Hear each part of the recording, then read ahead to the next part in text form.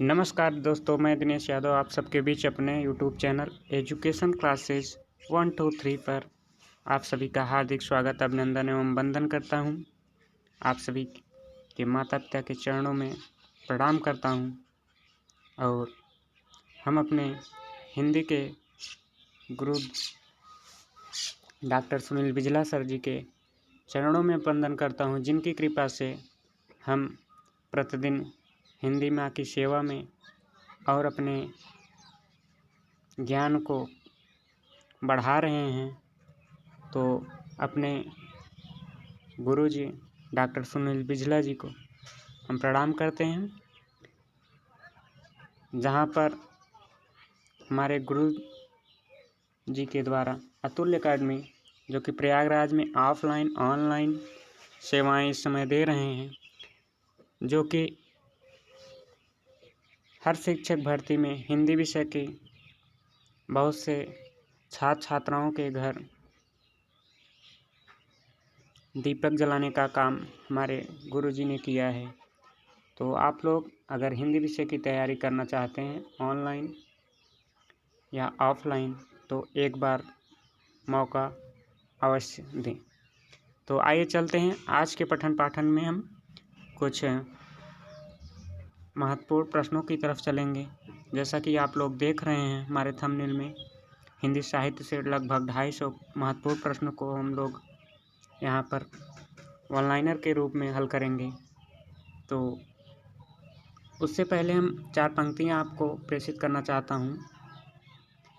काम करो ऐसा कि एक पहचान बन जाए, काम करो ऐसा कि एक पहचान बन जाए, हर कदम चलो कि निशान बन जाए। काम करो ऐसा कि एक पहचान बन जाए, हर कदम चलो कि ऐसा निशान बन जाए। यहाँ ज़िंदगी तो हर कोई काट लेता है, यहाँ ज़िंदगी तो हर कोई काट लेता है, ज़िंदगी जियो इस कदर की मिसाल बन जाए। तो इन्हीं पंक्तियों के साथ हम आज के अपने महत्वपूर्ण सेशन की तरफ चलते हैं। उससे पहले जो भाई बहन अभी तक हमारे चैनल को सब्सक्राइब नहीं किए हैं, तो चैनल को अवश्य सब्सक्राइब कर लें। हमारे चैनल पर बहुत से हिंदी साहित्य से, हिंदी व्याकरण से, सामान्य ज्ञान से प्रतिदिन वीडियो रिकॉर्डेड रूप में भेजी जा रही है।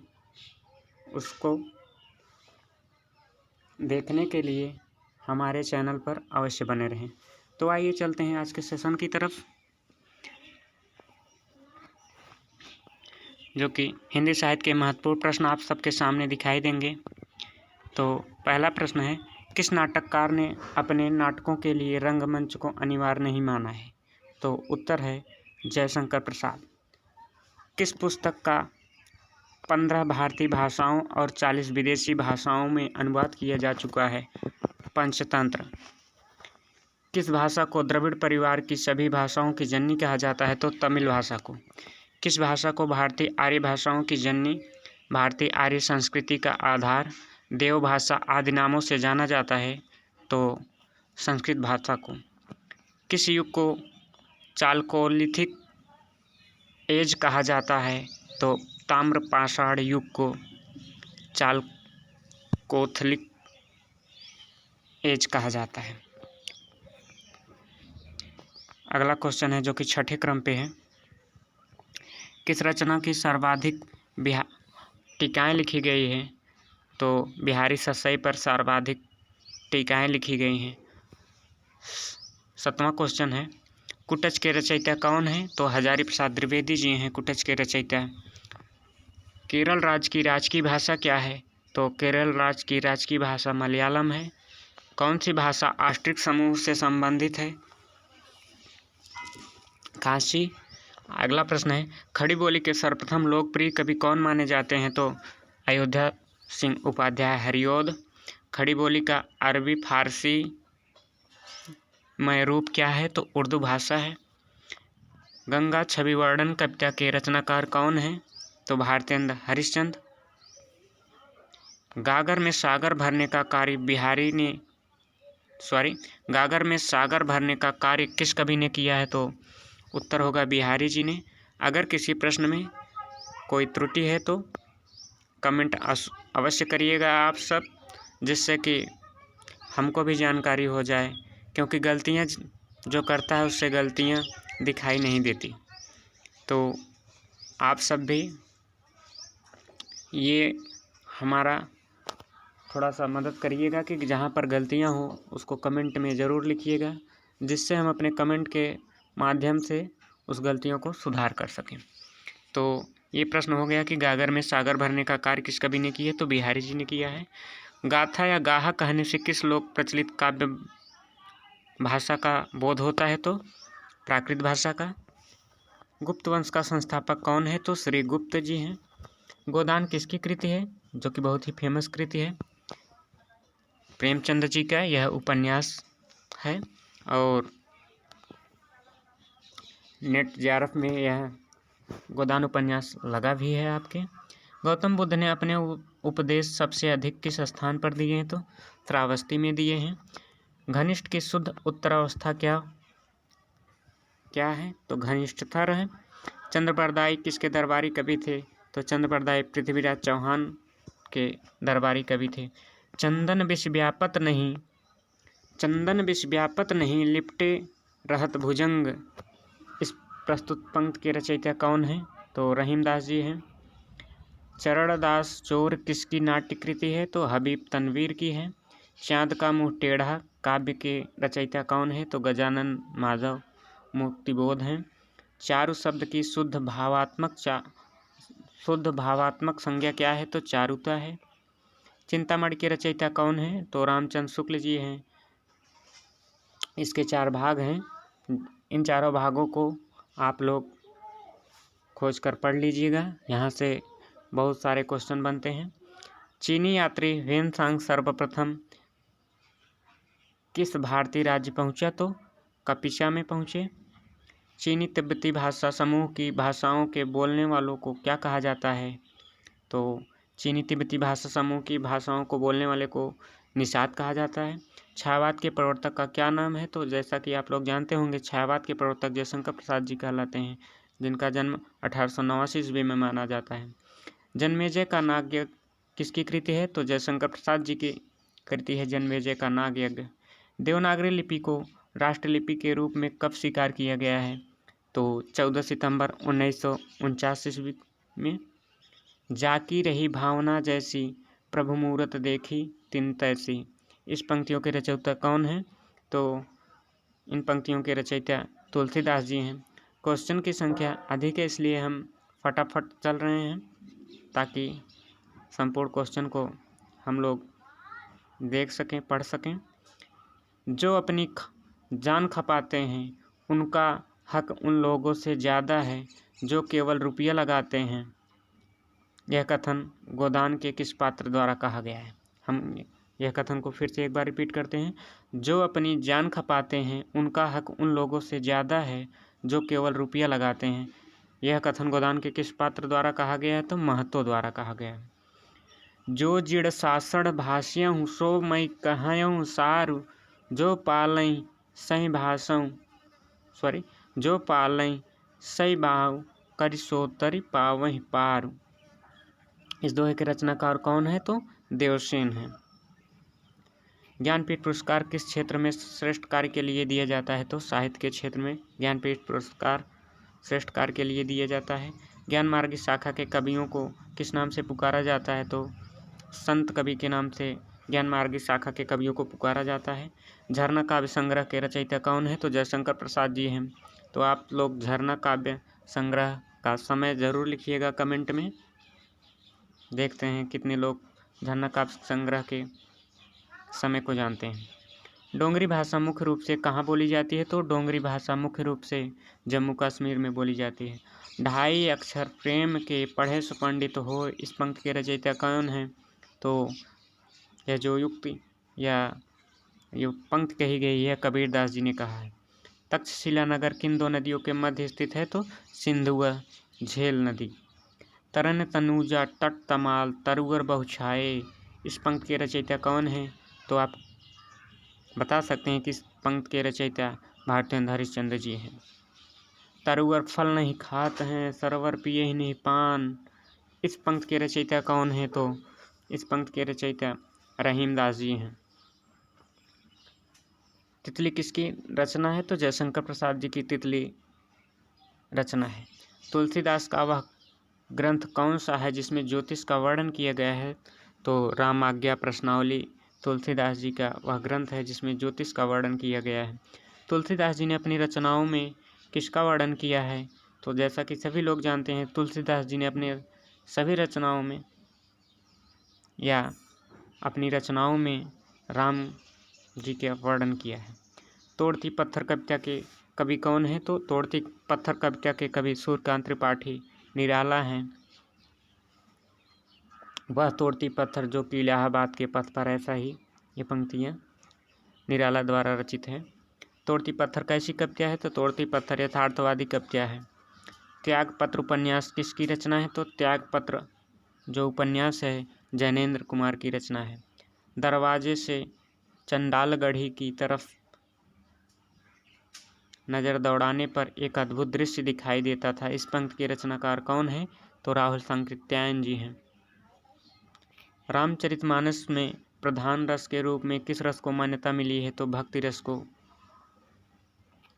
दुख ही जीवन की कथा रही, क्या कहूँ आज सो नहीं कही। इस पंक्तियों के रचयिता कौन है या किसे माना जाता है? तो सूर्यकांत त्रिपाठी निराला को इस पंक्तियों की रचयिता माना जाता है। दुरित दुख दैन्य न थे जब ज्ञात, अपरिचित जरा मरण भूपात। इस पंक्ति के रचनाकार कौन है? तो सुमित्रानंद पंत जी हैं। जैसा कि 50 क्वेश्चन को हम लोग देख चुके हैं, उसका पठन पाठन कर चुके हैं। आइए चलते हैं अगली कड़ी में, अगले प्रश्न को। देखन जो पाऊँ तो पठाऊँ जमलोक हाथ, दूजों न लगाऊँ वार करो एक कर को। ये पंक्तियाँ किस कवि द्वारा सृजित हैं? तो यह पंक्तियाँ नाभादास जी द्वारा रचित हैं। एक बार फिर पुनः पंक्तियों को देखते हैं। देखन जो पाऊँ तो पठाऊँ जमलोक के हाथ, दूजों न लगाऊँ वार करो एक कर को।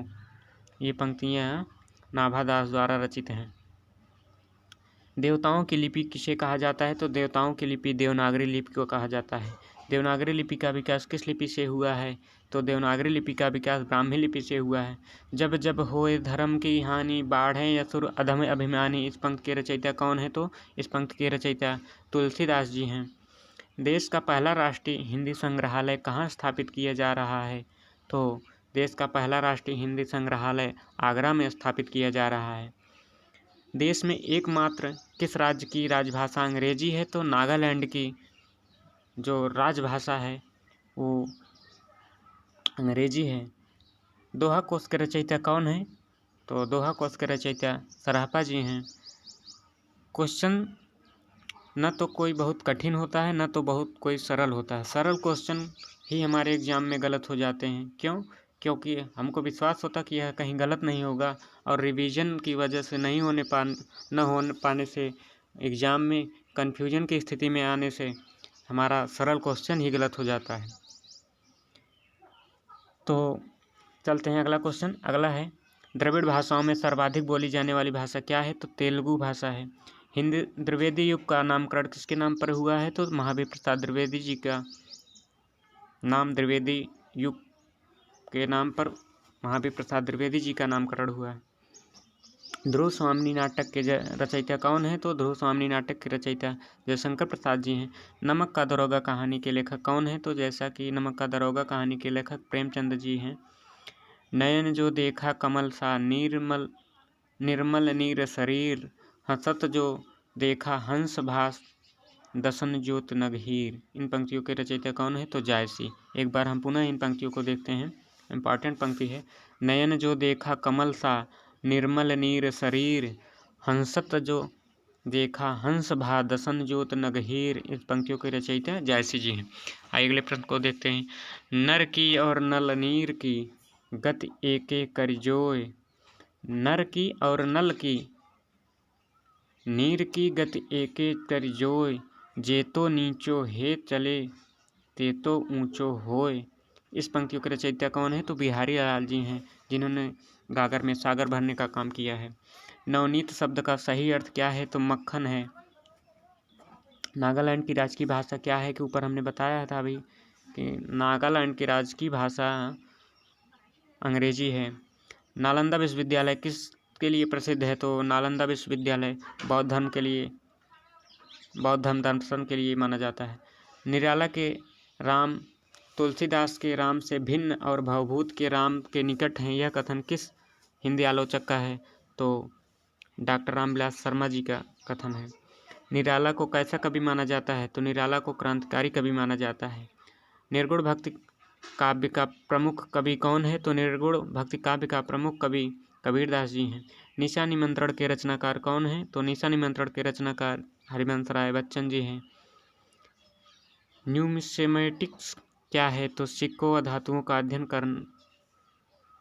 करने वाले को न्यूमिसेमेटिक्स कहते हैं। पंच परमेश्वर कहानी के लेखक कौन है? तो पंच परमेश्वर कहानी के लेखक प्रेमचंद जी हैं। पंचवटी में कौन सा समास है? तो पंचवटी में द्विगु समास है। पद्मावत किसकी रचना है? तो पद्मावत मलिक मोहम्मद जायसी की रचना है। परहित सरिस धर्म नहीं भाई, पर पीड़ा सम नहीं अधमाई, इस पंक्ति के रचयिता कौन है? तो तुलसीदास जी इस पंक्ति के रचयिता हैं। पल्लव के रचयिता कौन माने जाते हैं? पल्लव के रचयिता सुमित्रानंदन पंत माने जाते हैं। अगला क्वेश्चन देखते हैं। पवित्रता की माप है मलिनता, सुख का आलोचक है दुख, पुण्य की कसौटी है पाप, यह कथन स्कंदगुप्त नाटक के किस पात्र का है? तो देवसेना का कथन है। एक बार पुनः देखते हैं कथन को। पवित्रता की माप है मलिनता, सुख का आलोचक है दुख, पुण्य की कसौटी है पाप, यह कथन स्कंदगुप्त नाटक के किस पात्र का है? तो देवसेना का है। पुराणों में अशोक को क्या कहा गया है? तो पुराणों में अशोक को अशोकवर्धन कहा गया है। पूरा पाषाण युग में आदि मानव के मनोरंजन का साधन क्या था? तो शिकार करना। पूरा पाषाण युग में आदि मानव के मनोरंजन का साधन था शिकार करना। पूस की रात कहानी के लेखक या रचनाकार कौन है? तो मुंशी प्रेमचंद जी हैं, जिसमें एक कुत्ता का भी वर्णन किया गया। उस कुत्ते का नाम झबरा बताया जाता है। आइए देखते हैं अगले प्रश्न को। पृथ्वीराज रासो के रचनाकार कौन है? जैसा कि ऊपर बताया गया है कि चंद्रबरदाई किसके दरबारी कवि थे? तो चंद्रबरदाई पृथ्वीराज चौहान के दरबारी कवि थे। तो यहाँ पर प्रश्न है, पृथ्वीराज रासो के रचनाकार कौन है? तो चंद्रबरदाई पृथ्वीराज रासो के रचनाकार हैं। पेवामचंद के अधूरे उपन्यास का नाम क्या है? तो 82 क्वेश्चन में थोड़ा सा वर्तनी की त्रुटि है। यहाँ पर होना चाहिए था प्रेमचंद्र जी के अधूरे उपन्यास का नाम क्या है? तो प्रेमचंद्र जी के अधूरे उपन्यास का नाम मंगलसूत्र है।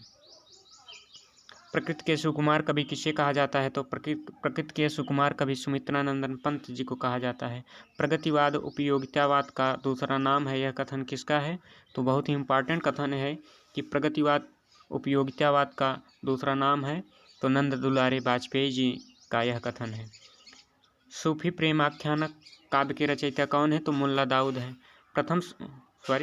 प्रथम सूफी प्रेमाख्यानक काव्य के रचयिता कौन माने जाते हैं? तो मुल्ला दाऊद। अगला क्वेश्चन है जो कि 86 क्रम पे है, संख्या नहीं दिए गए हैं। प्रभात फेरी काव्य के रचनाकार कौन है? तो प्रभात फेरी काव्य के रचनाकार नरेंद्र शर्मा जी हैं। प्रभु जी तुम चंदन हम पानी, जाकी अंग अंग बास समानी, प्रस्तुत पंक्तियों के रचयिता कौन है? तो इन पंक्तियों के रचयिता रैदास जी हैं। प्राचीन का विलोम क्या है? तो प्राचीन का विलोम अर्वाचीन है। प्राचीन काल में मानव द्वारा किस अनाज का प्रयोग हुआ है? तो प्राचीन काल में मानव द्वारा चावल अनाज का प्रयोग किया गया था। प्राचीन भारत में कौन सी लिपि दाईं ओर से बाईं ओर लिखी जाती थी? तो दाईं ओर से बाईं ओर प्राचीन भारत में लिखने वाली लिपि जो लिखी जाती थी खरोष्ठी लिपि थी। प्रादेशिक बोलियों के साथ ब्रज या मध्य देश की भाषा का आश्रय लेकर एक सामान्य साहित्यिक भाषा स्वीकृत हुई, जिसे चारणों ने नाम दिया है। तो कौन सी भाषा थी? तो पिंगल भाषा। प्रेम पचीसी कहानी संग्रह के रचनाकार कौन है? तो प्रेम पचीसी कहानी संग्रह के रचनाकार मुंशी प्रेमचंद जी हैं। प्रेम लक्षणा भक्ति को किस भक्ति शाखा ने अपनी साधना का मुख्य आधार बनाया? तो कृष्ण भक्ति शाखा ने प्रेम लक्षणा भक्ति को भक्ति शाखा का मुख्य आधार बनाया गया है। प्रेमचंद जी के अधूरे उपन्यास का क्या नाम है? तो देखिए ऊपर 82 नंबर पे यही क्वेश्चन थोड़ा सा वर्तनी की त्रुटि थी, यहाँ पर शुद्ध दिया गया है। प्रेमचंद के अधूरे उपन्यास का नाम क्या है? तो मंगलसूत्र। प्रेम सागर के लेखक कौन है? तो लल्लू लाल जी प्रेम सागर के लेखक हैं।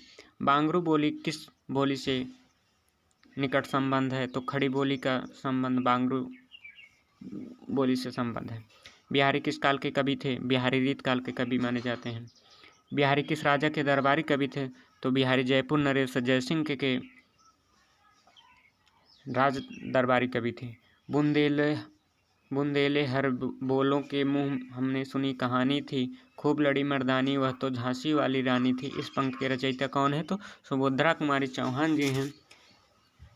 पंक्तियां हैं, बुंदेले हर बोलों के मुँह हमने सुनी कहानी थी, खूब लड़ी मर्दानी वह तो झांसी वाली रानी थी। इन पंक्ति के रचयिता कौन है? तो इन पंक्ति के रचयिता का सुभद्रा कुमारी चौहान जी हैं। आइए अगले क्वेश्चन को देखते हैं, जो कि हम लोग 100वें यानी कि 100 क्वेश्चन को पूरा कर चुके हैं। बूदी नरेश महाराज भाव सिंह का आश्रित कवि कौन था? तो मतीराम थे। बूदी नरेश महाराज भाव सिंह का आश्रित कवि मतीराम जी हैं। बैताल पचीसी के रचनाकार कौन माने जाते हैं? तो सूरत मिश्र बैताल पचीसी के रचनाकार माने जाते हैं। बैर क्रोध का आचार्य मुरब्बा है, इस महत्वपूर्ण पंक्ति के रचयिता कौन माने जाते हैं? तो यह जो बैर क्रोध का आचार्य मुरब्बा है, बहुत ही इम्पॉर्टेंट कथन है। यह रामचंद्र शुक्ल जी का कथन है। भक्तमाल भक्तिकाल के कवियों की प्राथमिक जानकारी देता है, इसके रचयिता कौन माने जाते हैं? तो नाभादास जी इस के रचयिता माने जाते हैं। भारत का शेक्सपियर किसे कहा जाता है? तो कालिदास जी को भारत का शेक्सपियर कहा जाता है। भारत की प्राचीन भाषा क्या है? तो भारत की प्राचीन भाषा संस्कृत है। भारत के किस प्रांत में कोंकणी भाषा बोली जाती है? तो महाराष्ट्र तथा गोवा में कोंकणी भाषा बोली जाती है। भारत के प्रथम राष्ट्र कवि कौन माने जाते हैं? भारत के प्रथम राष्ट्र कवि मैथिली शरण गुप्त जी माने जाते हैं। भारत भारती काव्य के रचनाकार कौन है? तो भारत भारती काव्य के रचनाकार जो भारत के प्रथम राष्ट्र कवि मैथिली शरण गुप्त जी हैं। भारत में शिलालेखों का प्रचलन किसने कराया? तो भारत में शिलालेखों का प्रचलन अशोक ने कराया। भारत में संस्कृत माँ है, हिंदी बहुरानी और अंग्रेजी नौकरानी किस महापुरुष के अनमोल वचन है? तो डॉक्टर कामिल बुल्के के यह वचन है कि भारत में संस्कृत माँ है, हिंदी बहुरानी और अंग्रेजी नौकरानी। यह डॉक्टर कामिल बुल्के का कथन है। भारत में सबसे अधिक बोला जाने वाला भाषाई समूह क्या है? तो इंडो आर्यन है। भारत में सबसे कम बोला जाने वाला भाषाई समूह क्या है? तो चीनी तिब्बती है। भारत में सर्वाधिक लोगों द्वारा कौन सी भाषा बोली जाती है? तो हिंदी भाषा बोली जाती है, जो कि देवनागरी लिपि में है। भारतीय इतिहास का कौन सा स्रोत प्राचीन भारत के व्यापारिक मार्गों पर मौन है? तो मिलिंद पान्हो इसका उत्तर है। भारतीय भाषाओं को कितने प्रमुख वर्गों में बांटा गया है? तो भारतीय भाषाओं को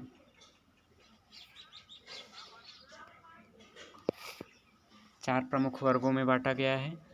हमको थोड़ा सा यहाँ कन्फ्यूजन लग रहा है, यहाँ 5 होना चाहिए कि 4 होगा, तो जैसा भी है यहाँ पे आप लोग कमेंट में ज़रूर इसका उत्तर 115 नंबर क्वेश्चन का उत्तर ज़रूर रिप्लाई करिएगा, अन्यथा वीडियो कंप्लीट होने के बाद हम ही इसमें मेंशन कर देंगे। 116 क्वेश्चन पे देखते हैं, भारतीय भाषाओं में कौन सी भाषा द्रविड़ भाषा की उत्पत्ति नहीं है? यानी कि द्रविड़ भाषा में कौन सी भाषा नहीं आती? तो भारतीय भाषाओं में भाषा द्रविड़ भाषा की उत्पत्ति नहीं है। भारतीय संविधान में हिंदी होना चाहिए, यहाँ थोड़ा सा मिस्टेक है। भारतीय संविधान में हिंदी को क्या कहा गया है? तो राजभाषा कहा गया है।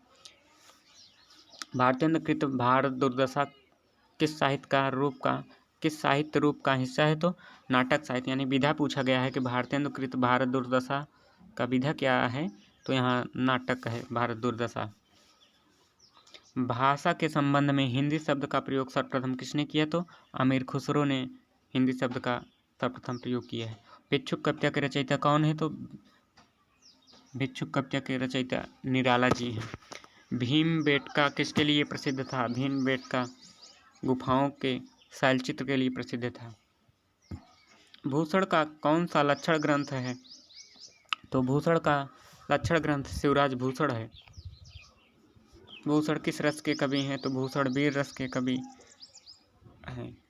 124 क्वेश्चन को देखते हैं। भूषण की कविता का प्रधान स्वर क्या है? तो प्रशस्तिपरक है। मंदिर बनाने की कला का जन्म किस काल में हुआ? तो गुप्त काल में मंदिर बनाने की कला का जन्म हुआ। मजदूरी और प्रेम निबंध के रचनाकार कौन है? तो सरदार पूर्ण सिंह जी हैं। मध्य प्रदेश के किस जिले को देश का प्रथम हिंदी साक्षर जिला घोषित किया गया है?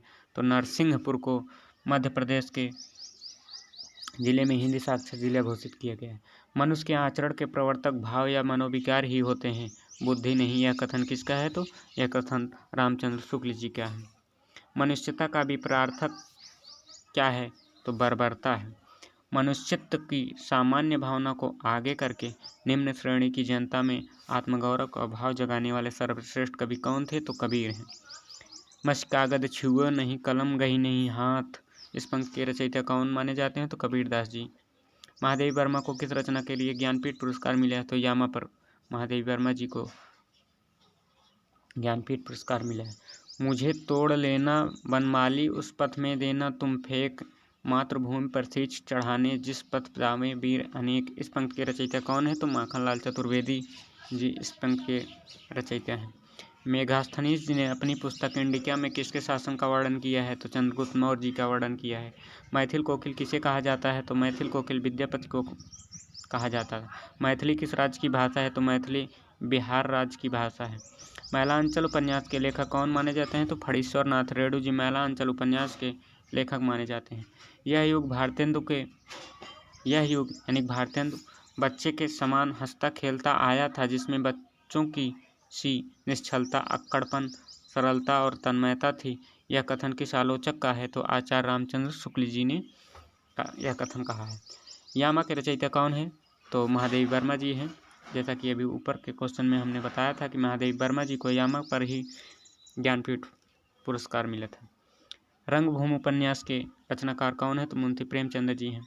रक्त है या नसों में छद्र पानी, जांच कर तू शीश देकर जवानी, इस पंक्ति के रचयिता कौन है? तो इस पंक्ति के रचयिता माखनलाल चतुर्वेदी जी हैं। रश्मिमांसा रस सिद्धांत से संबंधित पुस्तक है, इस पुस्तक के लेखक कौन है? तो आचार्य रामचंद्र शुक्ल जी हैं। रसिक प्रिय के रचयिता कौन माने जाते हैं? तो केशवदास जी रसिक प्रिय के रचयिता माने जाते हैं। राग दरबारी उपन्यास के लिए श्रीलाल शुक्ल जी को कौन सा पुरस्कार मिला था? आप लोग जरूर कमेंट करके बताएं। तो राग दरबारी उपन्यास के रचयिता श्रीलाल शुक्ल जी हैं। राजभाषा आयोग के अध्यक्ष कौन थे? तो बीजी खेर राजभाषा आयोग के अध्यक्ष थे। रानी केतकी की कहानी की भाषा को क्या कहा जाता है? तो खड़ी बोली। रानी केतकी की कहानी के रचयिता कौन माने जाते हैं? इंसा अल्लाह खां।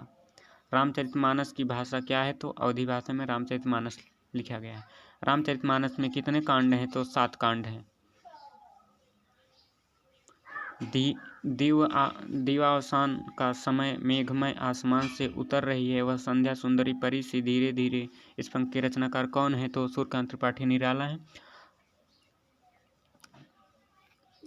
151 अंग्रेजी भाषा को भारत में शिक्षा के माध्यम से आरंभ किया गया तो लॉर्ड मैकाले द्वारा। हिंदी का आदि कवि किसे माना जाता है? हिंदी का आदि कवि स्वयंभू को माना जाता है। हिंदी का प्रथम उपन्यास कौन सा है? तो परीक्षा गुरु लाला श्रीनिवास दास द्वारा कृत उपन्यास है। हिंदी का प्रथम एकांकी कौन सा है? तो एक घूंट। हिंदी का प्रथम पात्र कौन सा है? तो उदंत। हिंदी का प्रथम पात्र होना चाहिए, यहाँ थोड़ा त्रुटि है। हिंदी का प्रथम पत्र कौन सा माना जाता है या कौन सा है? उदंत मार्तंड। हिंदी का प्रथम पत्रिका कौन सी है? संवाद कौमुदी। हिंदी की वर्णमाला में कितने स्वर और कितने हिंदी की वर्णमाला में कितने स्वर व कितने व्यंजन होते हैं? थोड़ा सा इस प्रश्न में त्रुटि है, तो यहाँ पर सम स्वर दिया गया है। तो आप लोग जानते रहिए कि हिंदी की वर्णमाला में कितने स्वर और कितने व्यंजन होते हैं। तो हिंदी वर्णमाला में 11 स्वर और 33 व्यंजन होते हैं। अगला क्वेश्चन है, हिंदी के किस समाचार पत्र में खड़ी बोली को मध्य देशी भाषा कहा गया है? तो बनारस अखबार में। हिंदी के प्रथम कवि कौन माने जाते हैं? तो हिंदी के प्रथम कवि सिद्ध सराफा स्वीकारे जाते हैं। हिंदी के प्रथम गद्यकार कौन माने जाते हैं? तो हिंदी के प्रथम गद्यकार लल्लू लाल जी को माना जाता है। हिंदी के सर्वप्रथम गीत लेखक कौन है? तो विद्यापति को यहाँ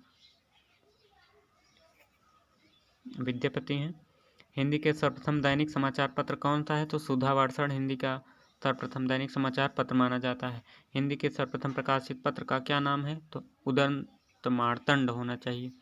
अजंता की गुफा किस धर्म से संबंधित है? बौद्ध धर्म से अजंता की गुफा संबंधित है। अटल बिहारी वाजपेयी हिंदी विश्वविद्यालय कहाँ है? तो भोपाल यानी मध्य प्रदेश में अटल बिहारी वाजपेयी हिंदी विश्वविद्यालय है। अतीत के चलचित्र के रचयिता कौन माने जाते हैं? तो अतीत के चलचित्र के रचयिता महादेवी वर्मा जी हैं। अपभ्रंश का वाल्मीकि किसे कहा जाता है? तो अपभ्रंश का वाल्मीकि स्वयंभू को माना जाता है। अपभ्रंश भाषा के प्रथम व्याकरणकार कौन है? तो हेमचंद्र जी हैं। अपभ्रंश में कृष्ण काव्य के प्रणेता कौन है? तो पुष्पदंत अपभ्रंश में कृष्ण काव्य के प्रणेता माने जाते हैं। अवला जीवन हाय तुम्हारी यही कहानी, आंचल में दूध और आंखों में पानी उपयुक्त पंक्तियों किस काव्य की हैं? तो उपयुक्त पंक्तियां यशोधरा से ली गई हैं। अभिलेखों का अध्ययन क्या कहलाता है? इपिग्राफी। अमी हलाहल मद भरे श्वेत श्याम रत्नार, जीत मरत झुक झुक परत जहि चितवत एक बार। प्रस्तुत पंक्ति के रचयिता कौन है? तो रसलीन माने जाते हैं। अमीर खुसरो ने किसके विकास में अग्रणी भूमिका निभाई है? तो खड़ी बोली के विकास में अमीर खुसरो ने अग्रणी भूमिका निभाई है। अमीर खुसरो ने जिन मुकरियों, पहेलियों और दो सुखनों की रचना की उनमें मुख्य भाषा क्या है? तो खड़ी बोली है। अवधी भाषा के सर्वाधिक लोकप्रिय महाकाव्य का नाम क्या है? तो रामचरितमानस है। अशोक के फूल निबंध संग्रह के रचनाकार कौन है? तो हजारी प्रसाद द्विवेदी जी हैं। अष्टसाप के सर्वश्रेष्ठ भक्त कवि कौन माने जाते हैं? तो सूरदास जी माने जाते हैं। आँख की किरकिरी होने का क्या अर्थ है? अप्रिय लगना है। आंसू काव्य के रचयिता कौन माने जाते हैं? तो जयशंकर प्रसाद जी हैं। आंचलिक रचनाएं किससे संबंधित होती है? क्षेत्र विशेष से। आचार्य रामचंद्र शुक्ल ने त्रिवेणी में किन तीन महाकाव्यों की समीक्षाएं प्रस्तुत की है? सूर, तुलसी, जायसी की जो अपने त्रिवेणी में इन महाकवियों की समीक्षाएं प्रस्तुत की है। आत्मजयी के रचयिता कौन माने जाते हैं? तो आत्मजयी के रचयिता कुंवर नारायण माने जाते हैं। आत्मनिर्भरता निबंध के रचनाकार कौन है? तो आत्मनिर्भरता निबंध के रचनाकार बालकृष्ण भट्ट जी हैं। आधुनिक मानव के हाल का पूर्वज कौन है? तो क्रो-मैग्नन मनुष्य। आधुनिक युग की मीरा किसे कहा जाता है? तो आधुनिक युग की मीरा महादेवी वर्मा जी को माना जाता है। आधुनिक युग की मीरा किसे कहा जाता है? यहाँ पर क्वेश्चन थोड़ा रिपीट हो गया है। तो आधुनिक युग की मीरा महादेवी वर्मा जी को माना जाता है। आधुनिक युग के चरण कौन है? तो आधुनिक युग के चरण रामधारी सिंह दिनकर जी हैं। आंध्र प्रदेश की राज की भाषा क्या है? तो आंध्र प्रदेश की राज की भाषा तेलुगु है। आसमान पर चढ़ाने का अर्थ क्या है? अत्यधिक प्रशंसा करना। इतिहास शब्द का शुद्ध विशेषण क्या है? तो ऐतिहासिक होगा। ईदगाह कहानी के रचनाकार कौन है? तो मुंशी प्रेमचंद जी हैं। उर्दू किस भाषा का शब्द है? तो उर्दू तुर्की भाषा का शब्द है। एक नार पिया को मानी, तनवा को सगरा ज्यों पानी। यह पंक्ति किस भाषा की है? तो ब्रज भाषा की यह पंक्ति है। एक भारतीय आत्मा किसे कहा जाता है? तो माखनलाल चतुर्वेदी को एक भारतीय आत्मा कहा जाता है। आष्ट्रिक भाषा समूह की भाषाओं को बोलने वालों को क्या कहा जाता है? तो आष्ट्रिक भाषा समूह की भाषाओं को बोलने वाले को किर्यात कहा जाता है। कटान कपिकुंजर भारी, दुह भुजदंड तमक महिमारी। डोलत धरनि सभा पद खसे, चले भाज भय मारुत ग्रसे। प्रस्तुत पंक्तियों के रचयिता कौन माने जाते हैं? तो तुलसीदास जी इन पंक्तियों के रचयिता माने जाते हैं। कठिन काव्य का प्रेत किस कवि को कहा जाता है? तो कठिन काव्य का प्रेत केशवदास जी को माना जाता है। कथा सम्राट किसे कहा जाता है? तो कथा सम्राट मुंशी प्रेमचंद जी को माना जाता है। कबीरदास जी की भाषा क्या थी? तो कबीरदास जी की भाषा सदुक्कड़ी थी। कलम का सिपाही किसे कहा जाता था? तो मुंशी प्रेमचंद जी को कलम का सिपाही कहा जाता है। कलम की सिपाही क्या है? तो कलम की सिपाही की जो विधा है वो जीवनी है। कवि कालिदास की अभिज्ञान शाकुंतलम का हिंदी अनुवाद किसने किया? तो राजा लक्ष्मण सिंह ने अभिज्ञान शाकुंतलम का हिंदी अनुवाद किया है। कस्तूरी कुंडल बसे किसकी आत्मकथा है? तो मैत्रेयी पुष्पा की आत्मकथा है कस्तूरी कुंडल बसे। कादम्बरी के लेखक कौन है? तो कादम्बरी के लेखक बाणभट्ट हैं। कामायनी किस प्रकार का ग्रंथ है? तो कामायनी एक महाकाव्य ग्रंथ है। किस इतिहासकार ने सर्वप्रथम रीतकालीन कवियों के सर्वाधिक परिचयात्मक ब्यौरा दिए है? तो मिश्र बंधु जी ने रीतकालीन कवियों के सर्वाधिक परिचयात्मक विवरण दिए। किस काल को स्वर्ण काल कहा जाता है? तो भक्ति काल को ही स्वर्ण काल कहा जाता है। किस छायावादी कवि ने संवाद शैली का सर्वाधिक उपयोग किया है? तो जयशंकर प्रसाद जी ने संवाद शैली का सर्वाधिक उपयोग किया है। किस देश में अधिकतम संख्या में भाषाएं बोली जाती हैं? तो भारत में अधिकतम संख्या में भाषाएं बोली जाती हैं। रामधारी सिंह दिनकर किस रस के कवि माने जाते हैं? तो रामधारी सिंह दिनकर वीर रस के कवि माने जाते हैं। रामधारी सिंह दिनकर को किस रचना के लिए ज्ञानपीठ पुरस्कार मिला था? तो रामधारी सिंह दिनकर जी को। उर्वशी रचना के लिए ज्ञानपीठ पुरस्कार मिला था। रीतकाल का वह कौन सा कवि है जो अपनी एकमात्र एक कृति से हिंदी साहित्य में अमर हो गया? तो बिहारी लाल जी हैं। रेशम बनाने की तकनीक का आविष्कार सर्वप्रथम किस देश में हुआ? तो चीन में हुआ। लाल पीला होने का क्या अर्थ है? तो लाल पीला होने का अर्थ है क्रोध करना। ले चल मुझे भुलावा देकर मेरे नाविक धीरे धीरे, इस पंक्ति के रचयिता कौन है? तो जयशंकर प्रसाद जी हैं इस पंक्ति के रचयिता। लोग हैं लाग कवित्त बनावत मोही तो मेरे कवित्त बनावत, इस पंक्ति के रचयिता कौन है? तो घनानंद। वही मनुष्य है जो मनुष्य के लिए मरे, पंक्ति के रचयिता कौन है? तो मैथिल शरण गुप्त जी हैं। वापसी किस विधा में रचित है? तो वापसी कहानी विधा में रचित है। विक्रम संवत का शुभारंभ कब हुआ? तो विक्रम संवत का शुभारंभ 57 ईसा पूर्व में हुआ।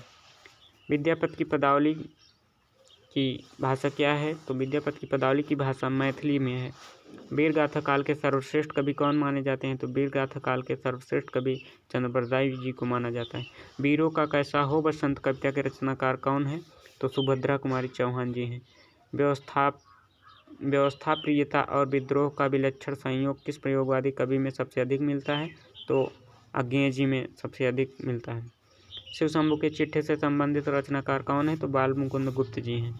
शिवा बावनी के रचनाकार कौन माने जाते हैं? तो शिवा बावनी के रचनाकार भूषण कवि को माना जाता है। शून्य की खोज किसने की? तो शून्य की खोज आर्यभट्ट जी ने की है। शेष कादम्बरी के रचनाकार कौन है? तो शेष कादम्बरी के रचनाकार अलका सरावगी है। श्रद्धा किस कृति की नायिका है? तो श्रद्धा कामायनी की नायिका है। संविधान की 8वीं अनुसूची के अनुसार कितनी भाषाओं को राजभाषा के रूप में संवैधानिक मान्यता प्राप्त है? तो 22 भाषाओं को। संविधान की 8वीं अनुसूची में शामिल की गई 4 नई भाषाएं कौन सी है? तो संथाली, मैथिली, बोडो और डोंगरी।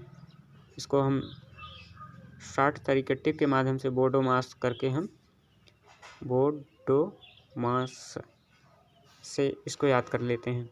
संविधान की 8वीं अनुसूची में शामिल की गई 4 नई भाषाएं बोडो मास के अनुसार हम याद कर लेते हैं। संविधान के किस अनुच्छेद के अनुसार हिंदी भारत की राजभाषा है? तो संविधान के अनुच्छेद 343 1 के अनुसार हिंदी भारत की राजभाषा है। संसद से सड़क तक काव्य के रचनाकार कौन माने जाते हैं? तो सुदामा पांडे धूमिल। संस्कृत से सर्वाधिक प्रभावित द्रविड़ भाषा कौन सी है? तो तेलुगु है। संस्कृत से सर्वाधिक प्रभावित द्रविड़ भाषा कौन सी है? तेलुगु। यह प्रश्न ऊपर रिपीट हो गया। संस्कृत के 4 अध्याय किसकी रचना है? तो संस्कृत के 4 अध्याय की रचना रामधारी सिंह दिनकर जी ने किया है। सखी वे मुझसे कहकर जाते इस पंक्तियों का रचयिता कौन है? तो मैथिल शरण गुप्त जी हैं। सबसे पहले अपनी आत्मकथा हिंदी में किसने लिखी? तो राजेंद्र प्रसाद यादव ने सबसे पहले अपनी आत्मकथा लिखी हिंदी में। सर्वप्रथम किस आलोचक ने अपने किस ग्रंथ में देव बड़े हैं और बिहारी विवाद को जन्म दिया? तो मिश्रबंधु ने हिंदी नवरत्न में देव बड़े हैं कि बिहारी विवाद को जन्म दिया। सर्वप्रथम किस विदेशी यात्री ने भारत यात्रा की? फाहियान ने की। सर्वप्रथम भारत को इंडिया किसने कहा? तो यूनान वासियों ने सर्वप्रथम भारत को इंडिया कहा। सर्वप्रथम भारतवर्ष का जिक्र किस अभिलेख में मिला है? तो हाथी गुफा अभिलेख में। सच बराबर तप नहीं, झूठ बराबर पाप, इस पंक्ति के रचनाकार कौन माने जाते हैं? तो कबीरदास जी हैं। अगला क्वेश्चन है, साहित्यकार अज्ञेय जी का पूरा नाम क्या है? तो साहित्यकार अज्ञेय जी का पूरा नाम सच्चिदानंद हीरानंद वात्स्यायन अज्ञेय है। सिंधु सभ्यता के लोग किस क्षेत्र के निवासी थे? तो सिंधु सभ्यता के लोग भूमध्य सागरीय क्षेत्र के निवासी थे। सिकंदर का सेनापति कौन था? तो सिकंदर का सेनापति सेल्यूकस निकेटर था। सिकंदर किसका शिष्य था? तो सिकंदर अरस्तु का शिष्य था। सिद्धों की उद्धृत रचनाओं की काव्य भाषा क्या थी? तो सिद्धों की उद्धृत रचनाओं की काव्य भाषा देश भाषा मिश्रित, अभ्रंश भाषा मिश्रित, पुरानी हिंदी, ये तीनों भाषाएं सिद्धों की उद्धृत रचनाओं की काव्य भाषा थी। सुंदर परम किशोर वयक्रम चंचल नयन विशाल, कर मुरली सिर मोर पंख पीताम्बर और बनबाल, ये पंक्तियाँ किस रचनाकार की हैं? तो सूरदास जी की हैं। सुभाषित वल के लेखक कौन हैं? तो सुभाषित वल के लेखक मयूर जी हैं। सुरदर्शन झील का पुनरुद्धार किसने कराया? तो स्कंदगुप्त ने। यहाँ सुरदर्शन होगा कि सुदर्शन? सुदर्शन, हमको लग रहा है कि यहाँ पर सुदर्शन झील का पुनरुद्धार किसने कराया? तो स्कंदगुप्त जी ने। सुहाग के नुपुर के रचयिता किसे माना जाता है? यह कौन है? तो अमृतलाल नागर जी हैं। जो कि अंतिम क्वेश्चन था, जो कि PDF में नहीं बन पाया है। अंतिम क्वेश्चन का था कि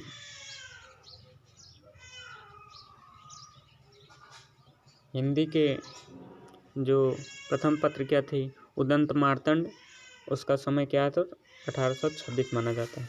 तो आज के लिए बस इतना ही। अगर हमारी ये वीडियो आप सबको अच्छी लगी हो तो अपने मित्रों तक अवश्य पहुंचाएं। और आप सबसे हम आशा करते हैं कि अगर हमारी वीडियो में कोई कमी हो तो अपना शिष्य समझकर, और हम आपको अपना गुरु समझते हैं, आप लोग कमेंट में उस कमियों को ज़रूर लिखिएगा, जिससे हमारी गलतियां हमको मिल जाए और एहसास होता कि आगे से हम गलतियां न करें। और कुछ प्रश्नों में वर्तनी की त्रुटि हुई थी क्वेश्चन को टाइप करने में, तो वो स्वाभाविक है, किसी से भी हो सकती हैं। तो जहाँ संभव था हमने उसको बताया भी है वीडियो में। तो आज के लिए बस इतना ही। वीडियो को शेयर ज़रूर करिएगा, वीडियो को सपोर्ट करिए, चैनल को आगे बढ़ाइए। तो आज के लिए बस इतना ही। जय हिंद, जय भारत।